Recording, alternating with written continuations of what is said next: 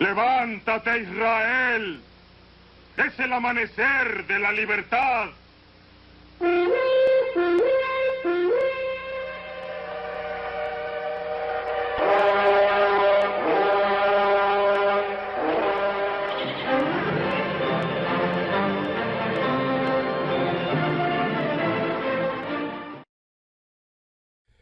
Queridos estimados, una vez más estamos al aire para poder estudiar las Escrituras. En esta oportunidad le damos la cordial bienvenida a todos del mensaje del calendario divino, un mensaje de zarandeo, un mensaje para los pueblos que han de ser zarandeados con las verdades. Por eso le damos la cordial bienvenida a todos. Este mensaje es para todos, no es directamente a una organización ni a un grupo, sino que es para todos. Antes que vengan los días más difíciles a esta tierra, vendrá un zarandeo, dicen las Escrituras. Y el zarandeo es como un examen final. ¿Cuánto has aprendido? ¿Cuánto has entendido? ¿Cuánto has escudriñado las Escrituras? De eso se trata, mis amados hermanos. Y el último pueblo, el remanente, será levantado. Y en el estudio anterior hemos analizado que será levantado, llamado, escogido por el creador del universo, por el dueño mismo. Será levantado un pueblo especial. Y este pueblo, dice, guardará los mandamientos del Altísimo y tendrá el espíritu de profecía. Apocalipsis 12:17. Y una vez más vamos a leer esta cita para poder cerciorarnos, para poder entender a profundidad el significado de este texto que vale oro, es una perla preciosa. 17. Entonces el dragón se llenó de ira contra la mujer y se fue a hacer guerra contra el resto de la descendencia de ella, los que guardan los mandamientos del Padre y tiene el testimonio del Salvador. En otra versión dice, entonces el monstruo, el dragón, según Apocalipsis 12:9, el monstruo, el dragón, es el mismo Satanás. Se enfureció contra la mujer y se fue a hacer guerra a sus demás hijos, es decir, a los que guardan los mandamientos del divino y tienen el mensaje de nuestro Redentor. Hermanos amados, el resto es el pueblo remanente, solamente un puñado, un grupito, la manada pequeña, guardará los mandamientos del divino. ¿Y por qué no guarda la mujer? Porque acá dice, la mujer simplemente es que está renegando, el dragón está renegando, y ¿quién se hace declarar guerra? Es el pueblo remanente, la manada pequeña, el grupo minoritario. Será declarado las guerras. ¿Por qué? Solamente ese grupito, el resto, el remanente, la sobra, el pucho, es lo que va a guardar los mandamientos y tendrá el espíritu de profecía. Quiere decir, mis amados hermanos, solamente el pueblo remanente, el resto de la mujer, sus hijos que han de permanecer fieles son un poquito. Hermanos, ellos entenderán las profecías. Y la mujer está fuera de las bendiciones del divino. No podrá guardar los mandamientos. No tendrá el espíritu de profecía. Pero ¿qué sucederá, hermanos, con los que no tienen el espíritu de profecía y con los que no guardan sus mandamientos? La mujer habla de los mandamientos, se llena de palabras, pero en actos, en obra, no guarda ni un mandamiento. Hermanos, ya creo que hemos hablado, el primer mandamiento es en contra de la doctrina de la Trinidad.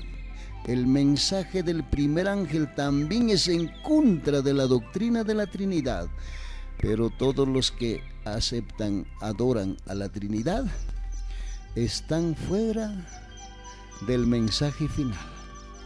Vamos a ir al libro de Proverbios, a ver qué cosa es guardar, qué cosa es tener el espíritu de profecía o las profecías. Proverbios 29:18, un texto muy conocido. ¿Qué sucede? ¿Qué dice aquel sabio Salomón acerca de las profecías? Proverbios 29:18.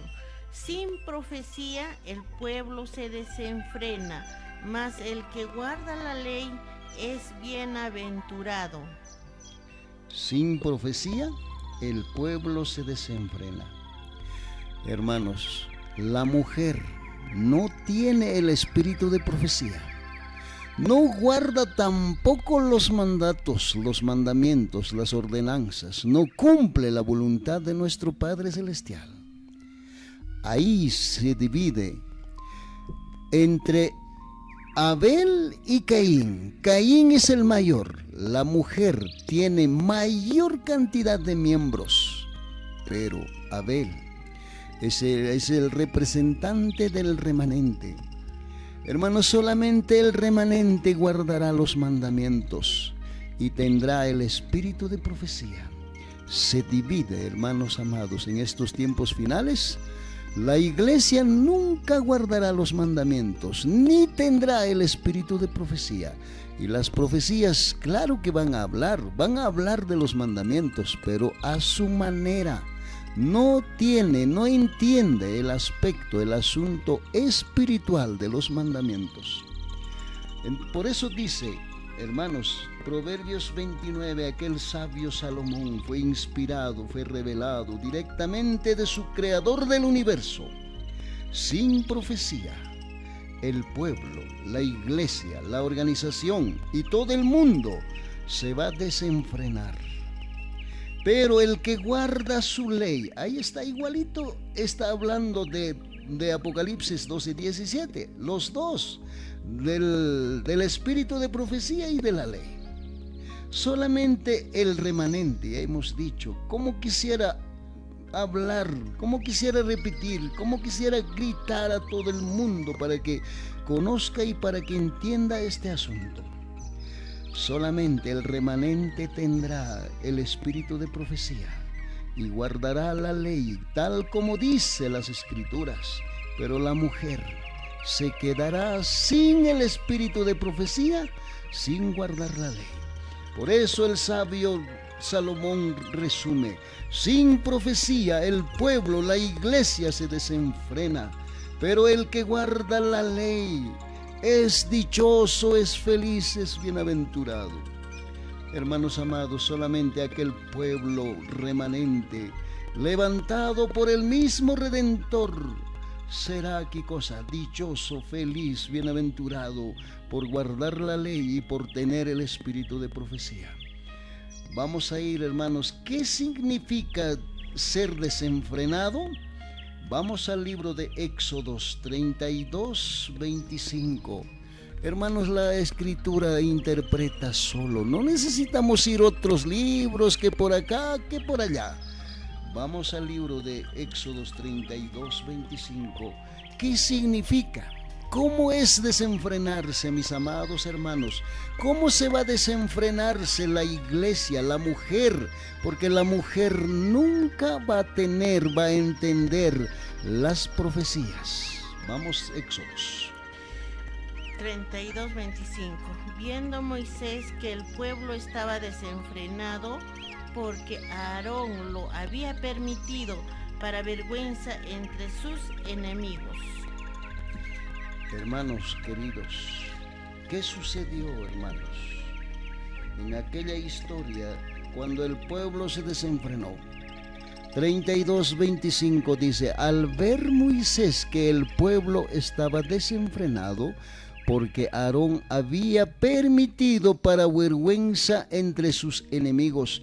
Está hablando en esta parte de las Escrituras cómo mientras que Moisés estuvo en el monte, hermanos, ¿qué hicieron el pueblo? En el monte Sinaí estuvo Moisés 40 días y 40 noches. Israel, todo en el título del 32 dice Israel y el becerro de oro. Hermanos, ¿cómo se desenfrena un pueblo, una iglesia, una organización y una persona que no tiene el espíritu de profecía? Hermanos, dice que Aarón era elegido por el Creador del universo como sumo sacerdote. Verso 8 dice, 32:8 de Éxodos dice, pronto se han apartado del camino que les mandé y se han hecho un becerro de fundición, lo han adorado, le han sacrificado y han dicho, ¿qué han dicho? Israel, este es tu Dios que te sacó de Egipto. Pero mientras tanto estaba ahí, hasta Aarón se hizo convencer por los grandes doctos que hubo en aquel entonces. Y estos hombres eran Coré, Datán y Abiram. Eran tal vez más intelectos, más sabios, quizás según al hombre, con la ciencia del mundo. Ellos decían, ¿cómo no puede conversar el Todopoderoso con nosotros si nosotros somos más capacitados? Pensaron, mis amados hermanos, incluso se llenaron de odio, de envidia. Ellos dijeron, ¿cómo el divino no puede conversar con nosotros? ¿Cómo él no puede revelarnos a nosotros si somos más preparados que Moisés? Hoy día también hay esa competencia. Hoy día también hay ese deseo, ese gusto humano, un deseo carnal. Ellos piensan que nosotros somos los mejores, más santos, más consagrados y más entendidos, dicen los hombres. Pero cuando Moisés fue elegido, fue llamado. Hermanos, nosotros no podemos hacer competencia. Y ahí estaba Coré, Datán y Abiram, hasta que obligó a Aarón para que haga un becerro de oro de fundición, un dios. Y ese becerro de oro fue adorado, fue sacrificado, y han dicho, Israel, este es tu Dios.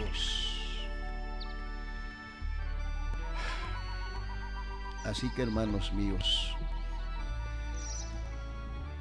eso es desenfrenarse. Y el pueblo se desenfrenó. ¿Cómo? Haciendo otro Dios. Hermanos amados, no tenía profecía. ¿Y cuáles eran las profecías en aquel momento? Justos cuando se desenfrenó.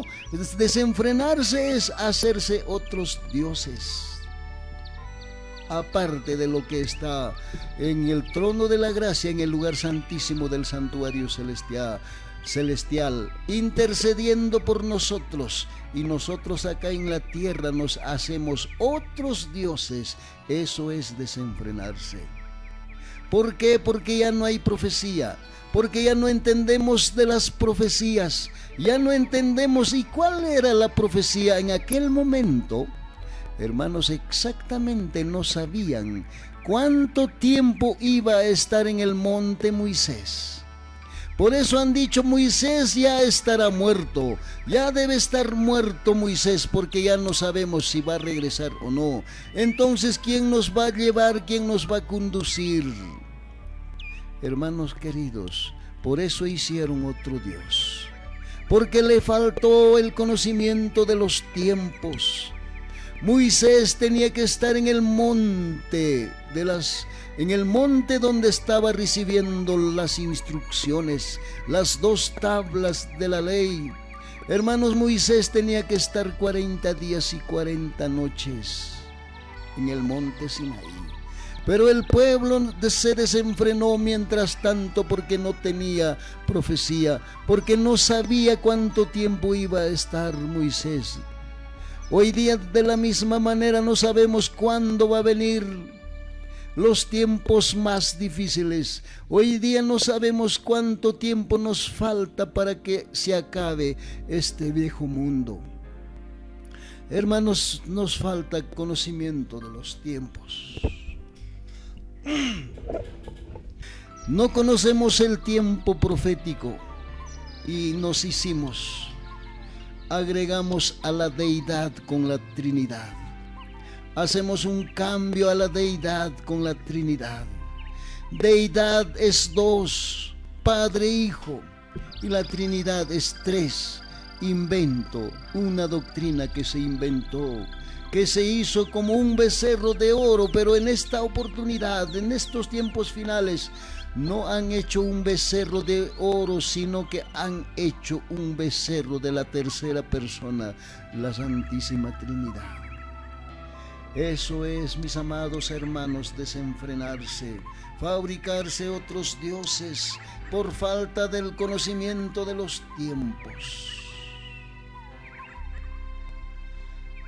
Queridos hermanos, y este pueblo, hermanos, en ese momento se ha elegido o se ha escogido o se ha dividido en dos bandos.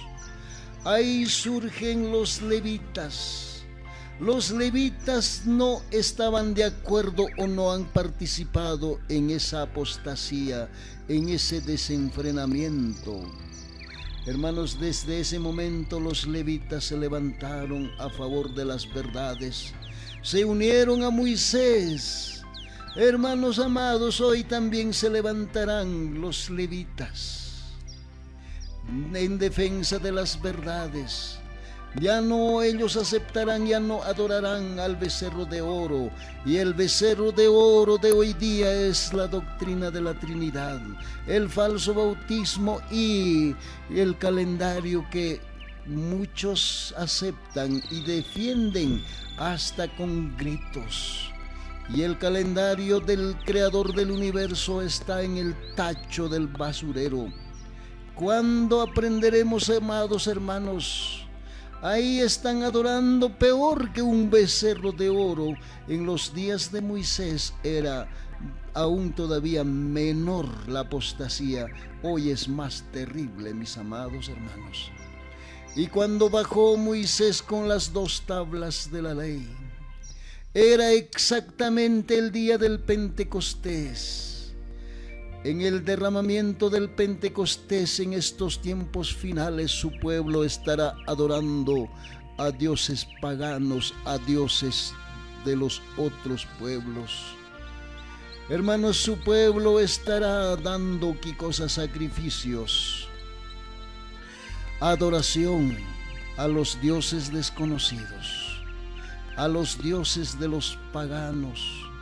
Hoy creen a la Santísima Trinidad hasta los peores hombres malos, hasta los brujos, hasta los hechiceros creen esa doctrina, pero nunca hubo, mis amados hermanos, esa doctrina.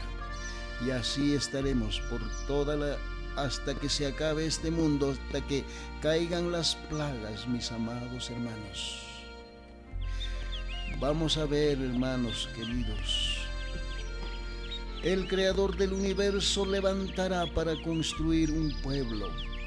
Vamos al libro de Segunda de Crónicas. En el libro de Segunda de Crónicas, aquel hombre llamado Salomón levantó una buena cantidad de hombres para la construcción del templo de Jerusalén.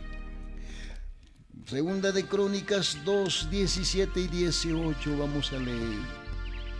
Se ha construido, mis hermanos, hoy también nuestro Padre Celestial quiere construir un pueblo, así como levantó en el desierto, en el monte Sinaí, en los pies del monte Sinaí, se levantó un pueblo, los levitas, para defender las verdades, y no participó en esa apostasía, y no se desenfrenó juntamente con la mayoría, con los 11 tribus. Solamente uno de ellos se levantó a favor de la verdad.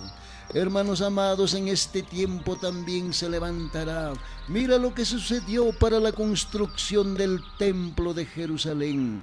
En total, ¿cuántos hombres contrató Salomón para la construcción del templo? Vamos a leer Segunda de Crónicas 17 y 18.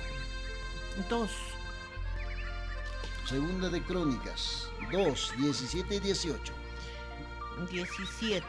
Y contó Salomón todos los hombres extranjeros que había en la tierra de Israel, después de haberlos ya contado David su padre, y fueron hallados 153,600. 18. Y señaló de ellos 70,000 para llevar cargas, y 80,000 canteros en la montaña, y 3,600 por capataces para hacer trabajar al pueblo. Salomón contó a todos los hombres extranjeros que estaban en Israel. Después de haberlos ya contado David su padre, fueron total los obreros los que han construido el templo de Jerusalén.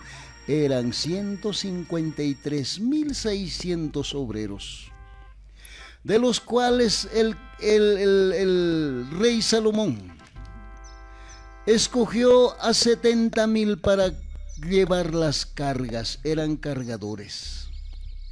80,000 eran para cortar en el monte las piedras, para cortar en el monte las piedras eran 80,000. Y estos números exactamente hoy día nos da una profecía. Hermanos, en total había 153,600 obreros para la construcción del templo de Jerusalén. La pregunta es, mis amados, ¿cuántos se levantaron del pueblo de Israel? ¿O cuántos? Porque el templo era para los judíos, para los 12 tribus de Israel. Pero ¿cuántos se levantaron? ¿Cuántos voluntarios se presentaron para trabajar, para construir el templo? Acá no dice, pero vamos a ir a Primera de Reyes 5:13. Primera de Reyes 5:13, mis amados. Vamos a ver esta historia, y lo mismo se repite hoy día. 5:13 de Primera de Reyes. Primera de Reyes 5:13. El rey Salomón decretó leva en todo Israel, y la leva fue de 30,000 hombres, los cuales enviaba al Líbano de 10,000 en 10,000 cada mes por turno, viniendo así a estar un mes en el Líbano y 2 meses en sus casas. Y Adonirán estaba encargado de aquella leva. Solamente 13. Dice, el rey Salomón reclutó 30,000 obreros por todo Israel. Hermanos, no se presentó ni un voluntario para la construcción del templo de Jerusalén. Los israelitas o los judíos o los de los 12 tribus, nadie se presentó voluntariamente. Entonces, ¿qué es lo que hizo el rey Salomón para la construcción del templo de Jerusalén?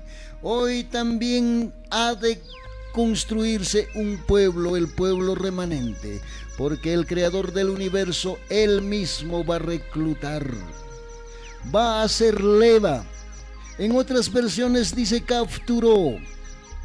Hermanos queridos, dice el rey Salomón capturó, reclutó, hizo leva, y solamente de todos los hombres del pueblo de Israel se encontró 30,000 obreros por todo Israel. Ni siquiera se presentó uno a buenas, sino que el rey Salomón reclutó. Hoy también, de la misma manera, el creador del universo está reclutando a sus favorecidos, los que han de defender las verdades, los que van a construir un pueblo remanente en esta etapa final. Son reclutados, son capturados. El divino hizo leva, mis amados hermanos. No, nadie se presentó voluntariamente. Salomón también, dice verso 15, Salomón también tenía 70,000 cargadores y 80,000 cortadores en el monte. Salomón, que estaba sobre la obra, 3,300, dice, encargados del pueblo que hacía la obra, eran capataces. Verso 17 dice, y el rey mandó que trajesen grandes piedras, piedras costosas para los cimientos de la casa y piedras labradas. Hermanos, esta historia es lindo y hermoso para esta etapa final. Hermanos amados, porque los 70,000 son cargadores. ¿Qué significa ser cargadores? 70,000. Y estos números me dicen exactamente lo que está sucediendo en estos momentos.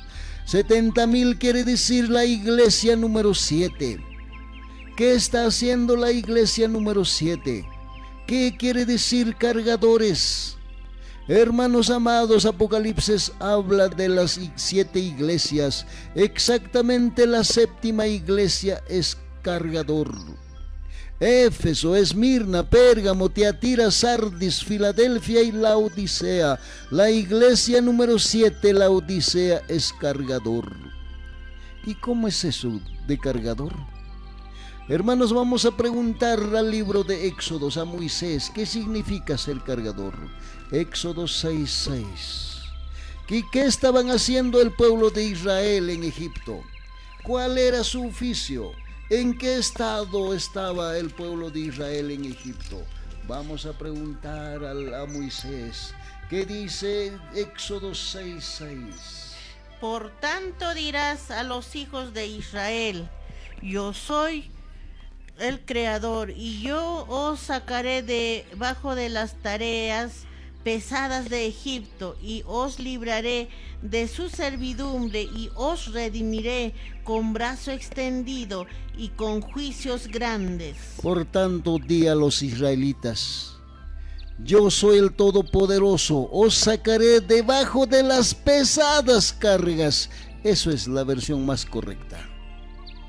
Por tanto, di a los israelitas, el Creador del universo os sacaré, dijo, debajo de las pesadas cargas de Egipto. Os libraré de su servidumbre y os redimiré con brazo extendido y con grandes juicios. Hermanos, ¿qué estaban haciendo en Egipto los esclavos, el pueblo, el pobre pueblo de Israel? Estaban debajo de las pesadas cargas. Hermanos, la iglesia número 7, 70,000 eran cargadores, pero cargadores ¿de quién? Hoy día son cargadores. Vamos a leer Mateos 23. El libro de Mateos 23 dice de esta manera. Otra vez se repite la historia, mis amados hermanos. 23:4. Mateo 23:4. Porque atan cargas pesadas y difíciles de llevar, y las ponen sobre los hombros de los hombres, pero ellos ni con un dedo quieren moverlas. Hermanos, esa es la historia, la condición de cada iglesia, de cada organización. Otra vez llegamos a Egipto. Ya no está Faraón, pero hay faraones modernos. Ya no están los grandes líderes, capataces. A chicotazos está haciendo cargar o trabajar las pesadas cargas. Y esos capataces existen hoy día. ¿Y quiénes serán esos capataces? Dice 23:4, atan cargas pesadas y difíciles de llevar. Las ponen sobre los hombros de los demás. Y estos capataces, y estos dueños, estos líderes, ni aun con un dedo las quiere ayudar o las quiere mover. Otra vez llegamos a esa misma historia, mis queridos hermanos. Somos esclavizados, ¿con qué? con doctrinas que son difíciles de creer, difíciles de aceptar y difíciles de cumplir. Años atrás yo no podía entender esos dioses 3 en 1.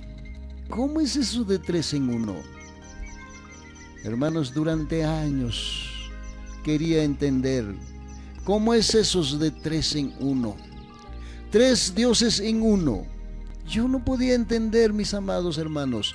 Esos son cargas pesadas que uno no puede llevar, no puede cumplir, no puede ejecutar, mis amados hermanos, porque son inventos. Esos son las cargas pesadas. Y nos dicen otras cargas pesadas. Yo sé que todos ustedes son expertos en esas cargas pesadas.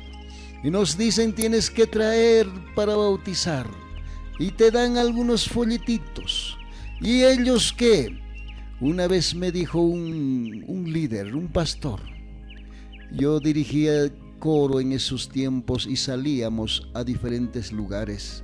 Y me dijo, ustedes al salir a diferentes lugares no tienen ni siquiera interesados. Y yo le decía, como que no tenemos interesados. Yo tengo mi interesado. Y le mostré como 14 interesados que estaban estudiando el folletito llamado La Fe de Jesús. Y tanta exigencia hasta que me gritó aquel pastor.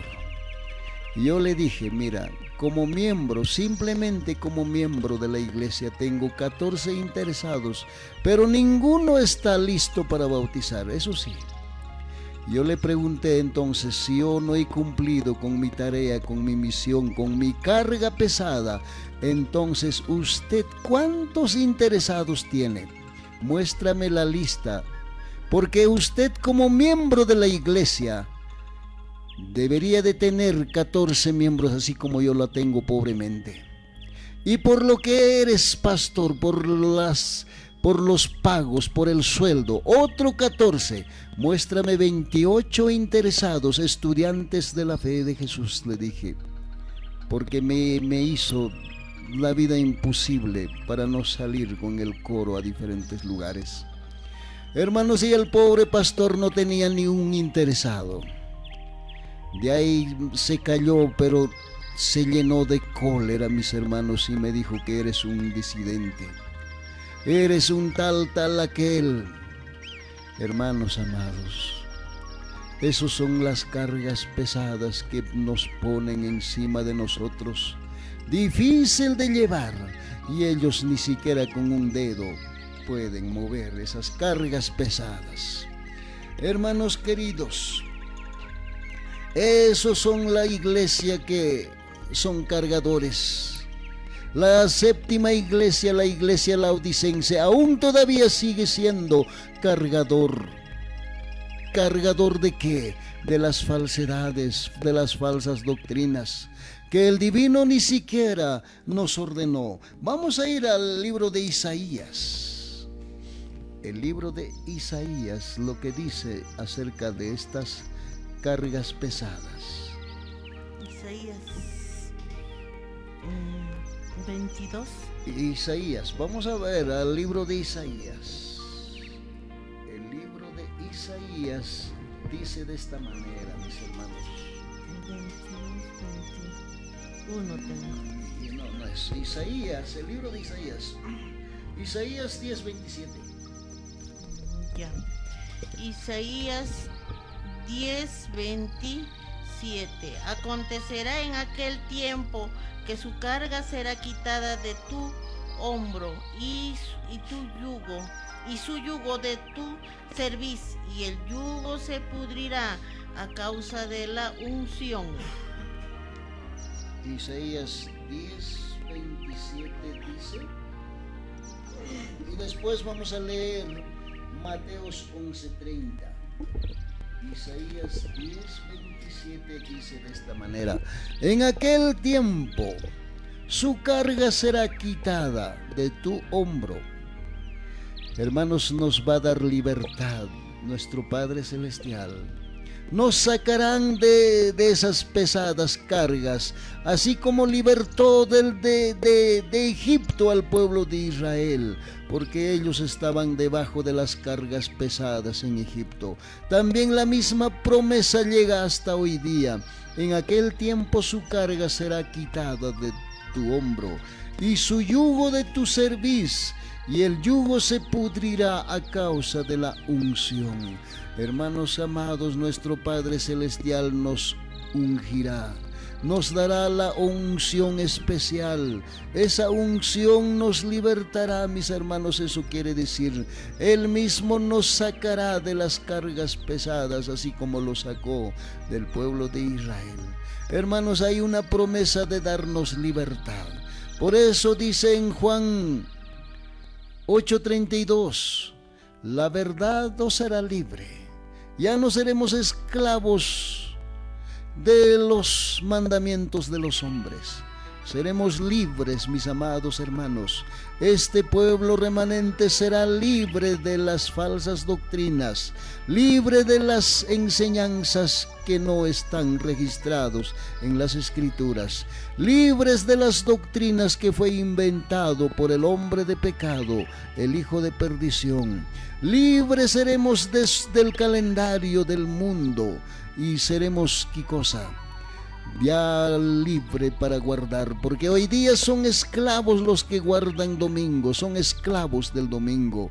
Otros son esclavos del sábado, otros son esclavos de otros días.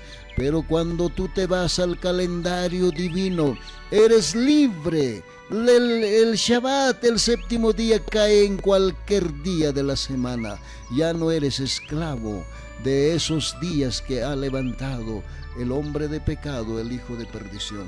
Vamos al libro de Mateos 11:30, Mateo 11:30, porque mi yugo es fácil y ligera mi carga.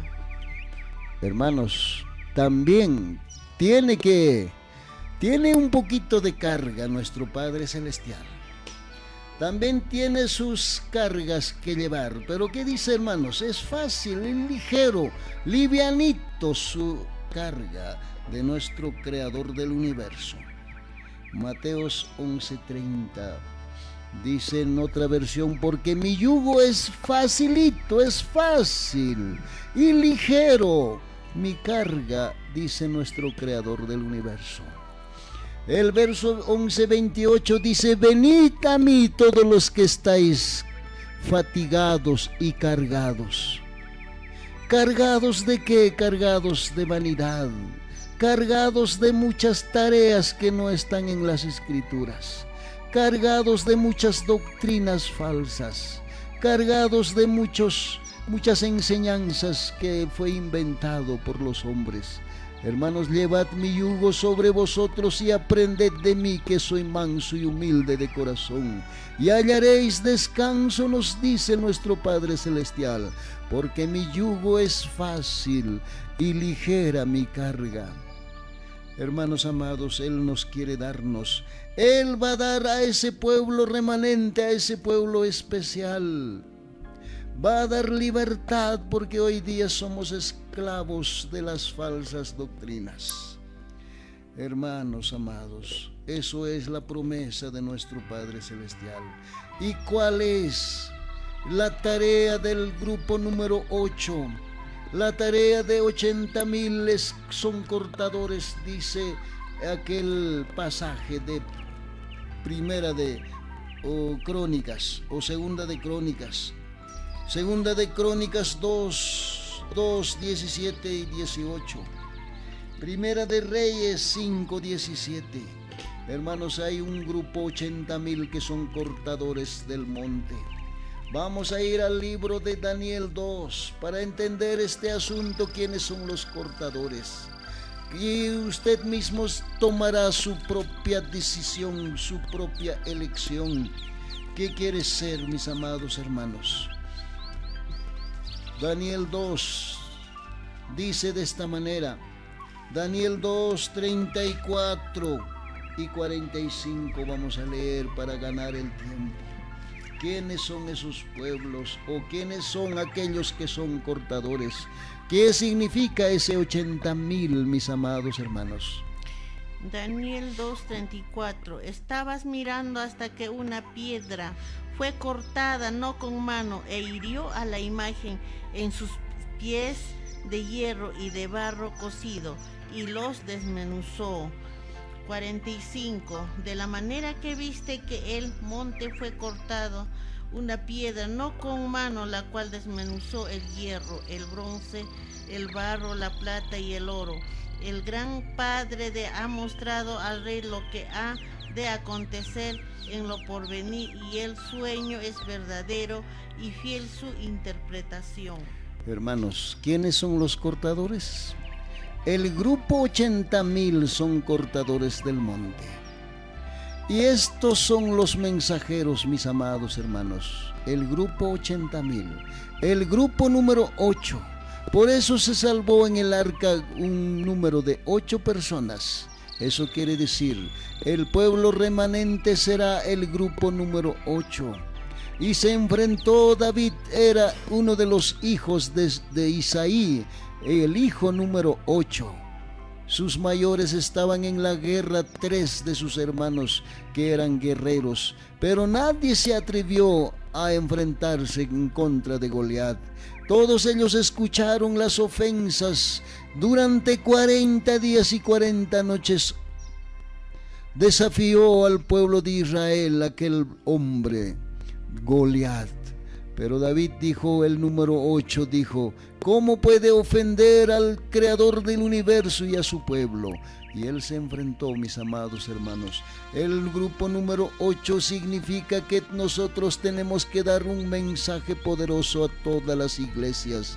Y de las iglesias se cortará no con la mano, sino con un mensaje, con una amonestación, con una exhortación que el divino pondrá en nuestras bocas, un mensaje final, un mensaje para una advertencia final. Mis amados hermanos, eso es cortar del monte. Bíblicamente, monte es la iglesia. ¿Y quién dijo que nuestro Redentor va a venir del monte? Esa es otra mentira que nos han enseñado. La piedra que viene del monte dicen que es la venida de nuestro Redentor. Nuestro Redentor jamás va a venir del monte, sino va a venir del cielo. ¿Y qué es monte? Vamos a preguntar al mismo Daniel. Daniel 9:16 dice, el divino según todas tus justicias, apártese ahora tu enojo y tu furor de tu ciudad, Jerusalén, tu santo monte. ¿Monte qué cosa es? Jerusalén. La ciudad santa de Jerusalén se llama Santo Monte. 9:20, ¿qué dice, mis amados? Aún estaba hablando y orando y confesando mi pecado y el pecado de mi pueblo Israel, y derramaba mi ruego delante del Creador, mi Redentor, por el monte santo de mi Rey. Dice, yo estaba hablando, orando, confesando mi pecado y el pecado de mi pueblo de Israel, y presentando mi ruego ante el Todopoderoso por su santo monte, o sea, por su pueblo, dice. Hermanos, aquel monte es su iglesia, su pueblo elegido, su pueblo apartado. Hermanos, hoy por hoy, ese pueblo que ha levantado en toda la faz de la tierra, puede ser tu iglesia, mi querido hermano. Puede ser la otra iglesia, ese pueblo que levantó el Todopoderoso. Pero ahora tiene que ser, ¿qué cosa? Cortado con el mensaje, no con mano, sino con un mensaje que el divino nos va a dar. Entonces los cortadores son aquellos que predican el mensaje de amonestación, un mensaje para la advertencia final. Entonces ellos han de cortar a los que entienden, a los que escuchan su voz. Ellos serán cortados del monte. Y no quiero ser capataces, Entonces ya conocemos, mis amados hermanos, nadie saldrá voluntariamente para la construcción del último pueblo, el pueblo remanente. No se sabe, hermanos, no será por voluntad humana, sino el creador del universo levantará, mis amados hermanos. Y vamos a ver cómo era aquel hombre, aquel varón que predicaba antes que venga nuestro Redentor en la primera venida y en la segunda venida. Esa gente que será llamado, escogido, elegido, se vestirá de una manera espectacular. Primera de Reyes 1:8, que dice, mis amados hermanos, tendrá una ropa especial. Primera de Reyes 1:8. Y ellos le respondieron, un varón que tenía vestido de pelo y ceñía sus lomos con un cinturón de cuero. Entonces él dijo, es Elías Tisbita. ¿Cómo era su ropa de aquel varón Elías? Hermanos, su ropa era sencillo, humilde. No era de terno y corbata y carro, sino era muy sencillito aquel predicador, aquel que se enfrentó contra el rey Acab, aquel varón que era uno de los mensajeros cuando el pueblo de Israel estaba en una apostasía completa. Hermanos, se levantó Elías para decirle en su cara que ustedes se apartaron de la ley del Altísimo. Pero su ropa, ¿cómo era? Respondieron, un varón vestido de un manto de pelo y un cinto de cuero. Entonces él dijo, es Elías el Tisbita. Hermanos, era un hombre sencillo, no como para creer. Hoy día mucha gente piensa que los mensajeros finales serían los grandes doctos, con una apariencia de los reyes, con una apariencia de grandes señores. Pero Elías era humilde y sencillo como para no creer. Hermanos, los hombres sencillos serán los mensajeros finales, como siempre leemos esa cita de 1 de Corintios 1 del 26 al 29. Hermanos, que tenía un cinto de cuero. Hermanos, vamos a ver cómo era aquel Juan el Bautista. Mateos 3:4. Y Juan estaba vestido de pelo de camello y tenía un cinto de cuero alrededor de sus lomos, y su comida era langostas y miel silvestre. Hermanos, ¿qué dice? Juan el Bautista, Mateos 3:4 dice, cuando llevaba un vestido hecho de pelo de camello y un cinto de cuero en su cintura, y comía langostas y miel silvestres. Hermanos, era parecido su ropa de Juan el Bautista, igualito que de Elías. Tenía un cinturón, amados hermanos, un cinto bien puesto en la cintura, Juan el Bautista y Elías. Hermanos, ¿qué significa ese cinturón hoy día? Vamos a ver, hermanos, Hebreos, el libro de Hebreos, ¿qué dice acerca del cinturón?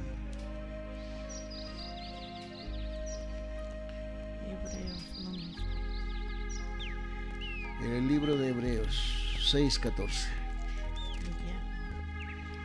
Y diciendo de cierto, Hebreos 6:14, diciendo de cierto, te bendeciré con abundancia y te multiplicaré grandemente. Ya, Efesios 6:14. 6:14. Estad pues firmes, ceñidos vuestros lomos con la verdad y vestidos con la coraza de justicia. Hermanos, ¿por qué usaban Elías el cinto? ¿Por qué usaban Juan el Bautista el cinto?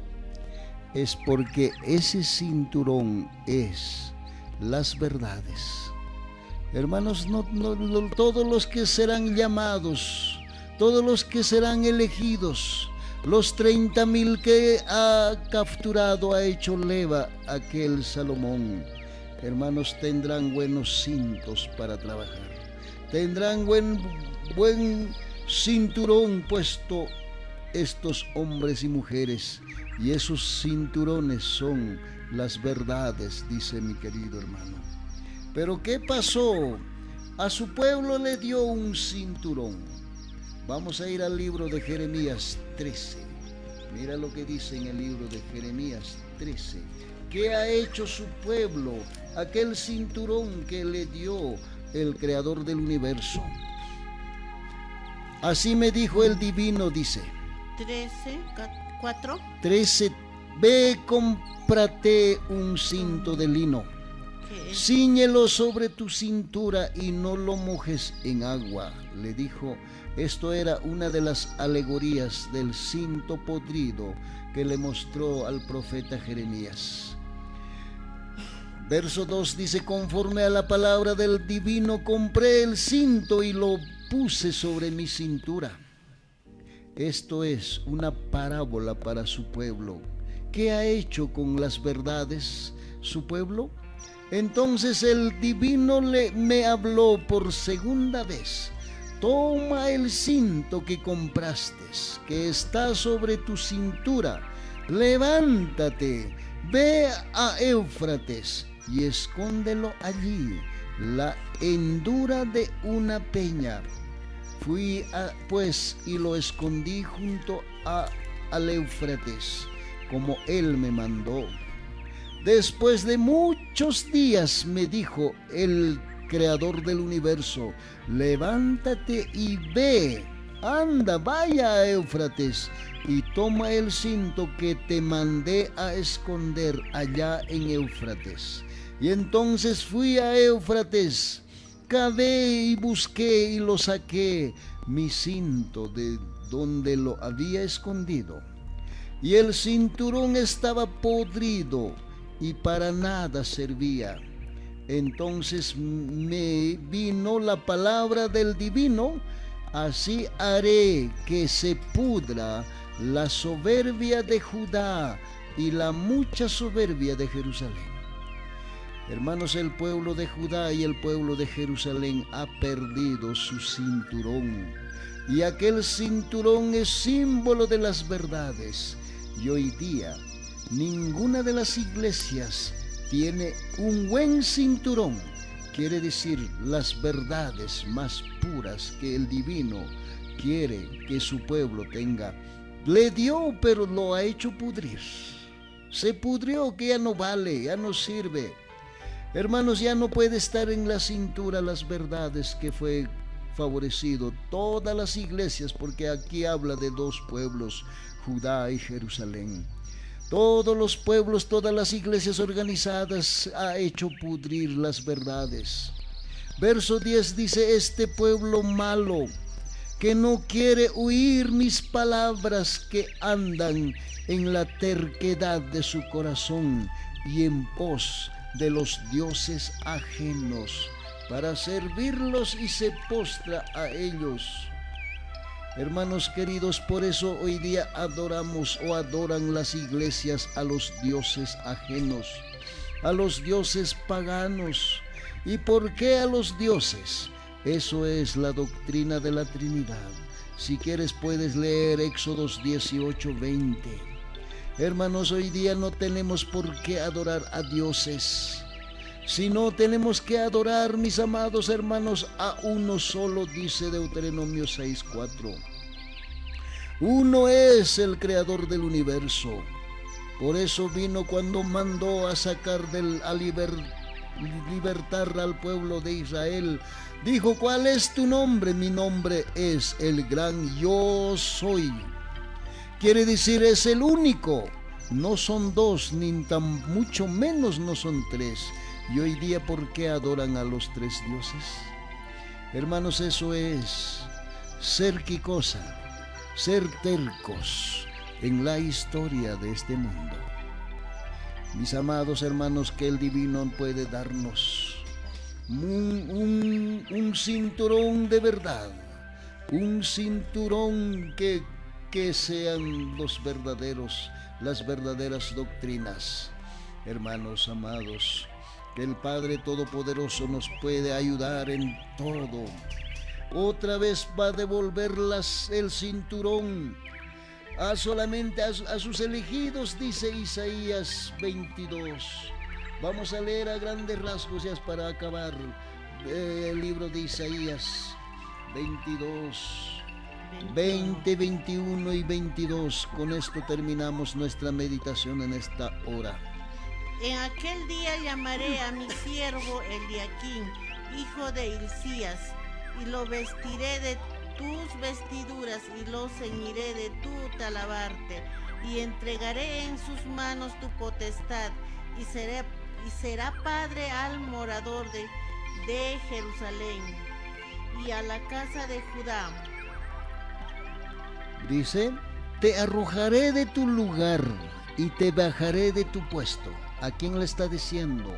Está diciendo a los líderes, a los encargados de las iglesias.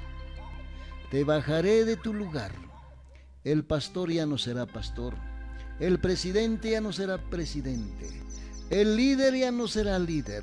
Y te bajaré de tu puesto, dice el verso 19. En su lugar de estos grandes doctos líderes de la tierra, en aquel día llamaré a mi siervo Eliaquim, hijo de Hilcías.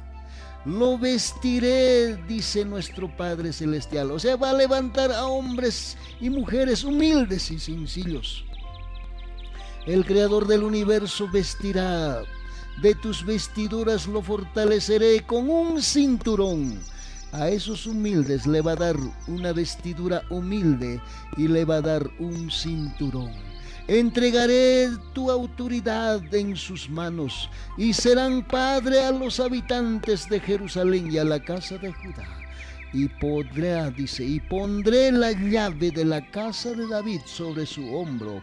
Solamente estos escogidos, estos llamados por el divino, ellos podrán abrir y nadie cerrará, y ellos podrán cerrar y nadie podrá abrir. El Creador del universo va a levantar un pueblo, hombres y mujeres. Él vestirá con ropa de justicia y Él dará un cinturón de verdades, y en su mano será puesto las llaves para proclamar las grandes verdades. Hermanos amados, eso es un pueblo remanente que va a tener algunos privilegios en estos tiempos finales. Ojalá que nosotros seamos llamados para recibir el cinturón de nuestro Padre Celestial y no un cinturón de los hombres, o no un cinturón podrido que ya se ha podrido las verdades. Amados hermanos, seguiremos estudiando en las próximas oportunidades otros temas más urgentes, más necesarios para nuestra preparación. Muchas gracias por su tiempo, y que el Divino siempre nos dé instrucciones y pan de trigo y no pan de cebada. Muchas gracias.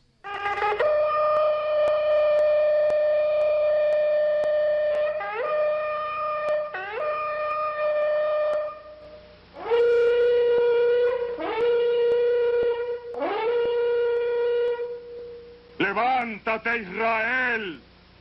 Es el amanecer de la libertad.